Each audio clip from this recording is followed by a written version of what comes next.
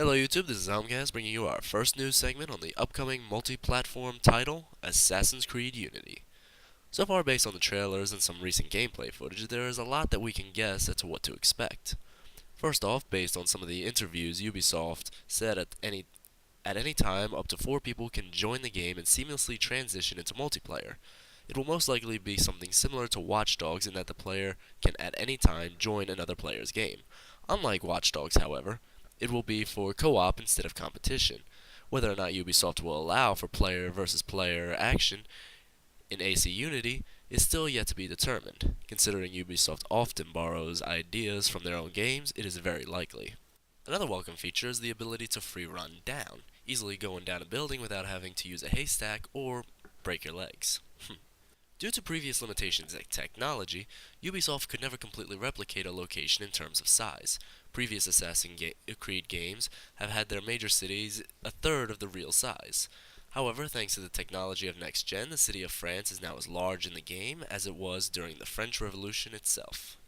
One interesting thing that was pointed out was that there are undergrounds and you can enter buildings. To what extent this can be done is still unknown. Ubisoft has had a habit of exaggerating the past, especially the topic of buildings, seeing as how they used to say these same words in Assassin's Creed 3, when in reality it was just a mini cutscene. Hopefully this time you will be able to do more than just run through a small building.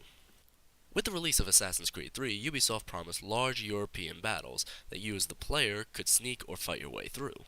Ubisoft promised hundreds of NPCs to interact with and fight in these massive battles. Now they claim that there are 1,500 to 5,000 NPCs on screen at any one time. I doubt you will be able to interact with them, and it will only be in the background since Ubisoft has never been able to fulfill this promise. However, maybe they can actually pull it off this time. We'll have to wait and see. It would be a hell of a lot of fun storming a castle with an army of pissed off peasants at your back. Am I right, mon ami? With the introduction of the stealth button, it will be interesting to see how crowd stealth will work now.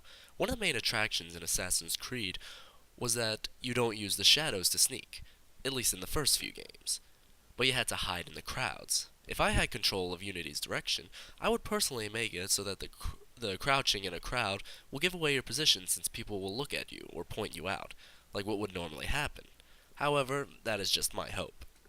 Combat is hopefully going to be much more challenging than in past games. Assassin's Creed 1 and 2 were the only games that had challenging combat, and it has become simplified over time.